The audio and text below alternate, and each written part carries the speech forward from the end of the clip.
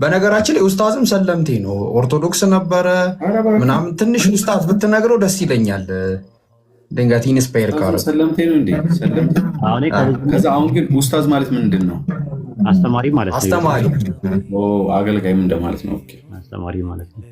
እኔ ከልጅነት እስከ 13 ዓመት ድረስ ባለው የቆየሁት እንትን ውስጥ ነው፣ ኦርቶዶክስ ውስጥ ነው ያደኩት፣ ከልጅነት እስከ እውቀት ማለት ነው። አንድ አባት ነበሩ፣ አሁን የሉም በህይወት፣ አቡነ ገብርኤል ይባላሉ።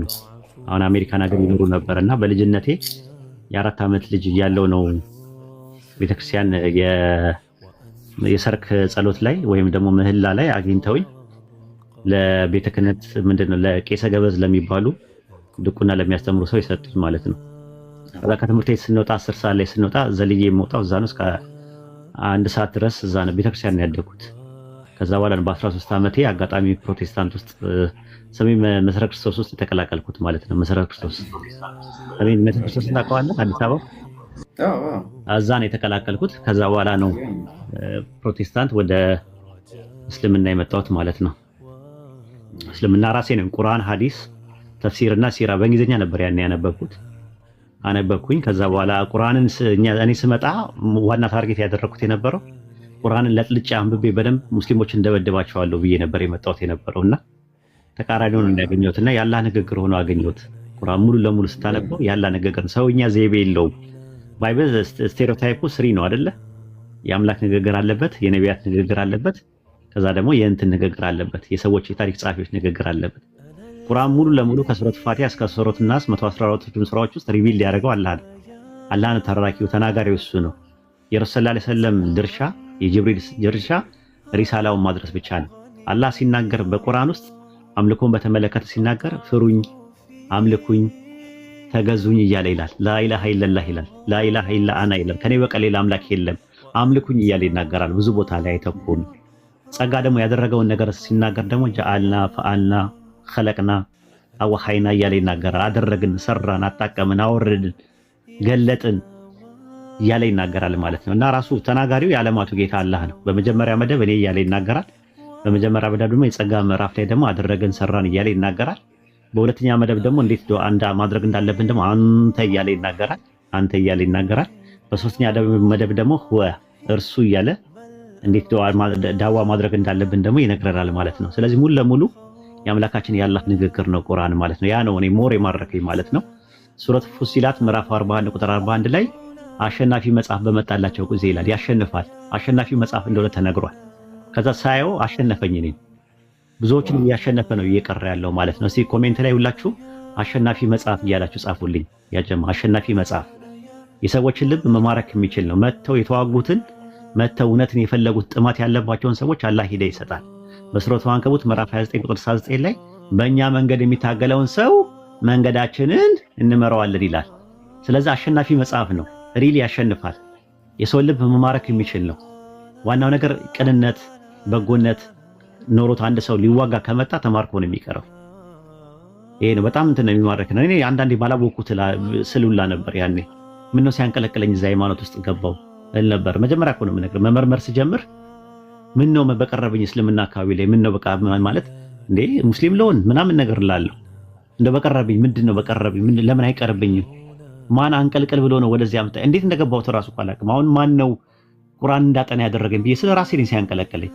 የሆነ ሳለ ሙስሊሞች ባይብል ይጋጫል ምናምን ሲሉ ሰማው። አሃ እነዚህ ሰዎች አልኩና ቆይ ቁርአንን እኔም ገብቼ አጥንቼ በደንብ አጋጨውና አምታታውና በቃ አደናበራቸዋለሁ ብዬ መጣሁ። አልተሳካም በቃ። ከዛ በኋላ ግን የሆነ ሳለ እንደ ሙስሊም ለሆን ነው እንዴ አልኩኝ። ኧረ ምን ሼም ነው። ቤተሰቦቼ ምን ይሉኛል? ጎረቤቶቼ ምን ይሉኛል? አብራ አደጎቼ ምን ይላሉ?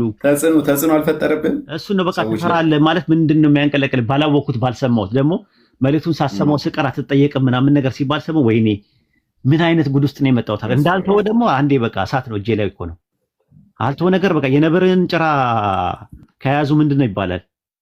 ቴዲ ዳኒ የነብርን ጭራ አንዴ ከያዙ ነው መዘዙ። አዎ ከለቀቀው ምንድነው የሚሆነው? ነብሩ ምን በቃ እንደዛ ስለምና እንደዛ ነው። አንዴ አትምጣበት አይለቅህም እድሜ ልክህን። በቃ አንዴ ጭራውን ከያዝከው እንትን ካለ በቃ እንትን ነው በቃ ያው ጀሃነም እንደሆነ ታውቀዋለህ። በቃ እያወቅህ ሽርክ የሚባለው ነገር ይነገርሃል። ኩፍር የሚባለው ነው ትምህርት ታውቀዋለህ።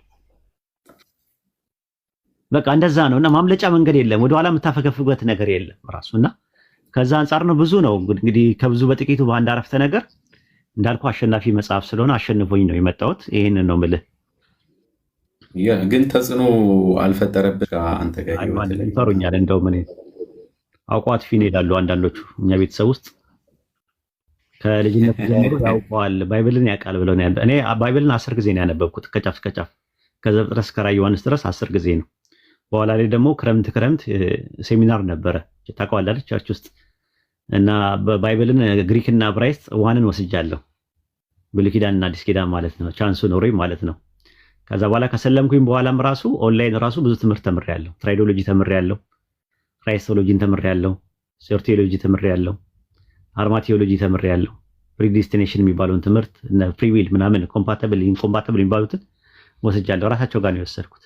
እና ምንድነው የሚያስቡት እነሱ አውቄ ማጠፋ አድርገው ሊያስቡ ይችላሉ፣ የሚያውቁኝ ሰዎች ማለት ነው። እንደዛ አይደለም። እኔ ዋጋ ከፍዬበታለሁ እና ከዛ አንጻር ነው ይሄን ይመስላል። በጣም የማረሳው ሎጊያ እያለሁኝ ነው። ሎጊያ እያለሁኝ አንድ ልጅ ታሞ ስብርብር ብሏል። መቼም ማረሳው ያን ክስተት ስብርብር ብሏል። እንዳለ ሲሄድ አባቱ የመስጂድ ኮሚቴ ነው ቅራልኝ ብሎኝ ልጁ ላይ ሄድኩኝ። ማታ ላይ ነው ከኢሻ ሶላት በኋላ ልክ ሲሄድ ጊዜ ቤቱ አላደለ ስብርብር ብሎ እንዳለ በእንትን ተጠቅልሎ በፋሻ ነገር ተጠቅልሎ ሙሉ ሰውነቱን አየሁት ቤት ውስጥ። በጣም ተነቀኩኝ። እንዳለ በቃ እንደ ልብስ ተደርጎለታል፣ ሙሉ ተሸፍኗል። ምን ሆኖ ነው ስላቸው ቀን ላይ በሞተር በጣም እያበረረ እየሄደ ተገልብጦ ነው ምናምን አለ እና ይለፈልፋል ቅራበት ምናምን ብሎኝ ነው።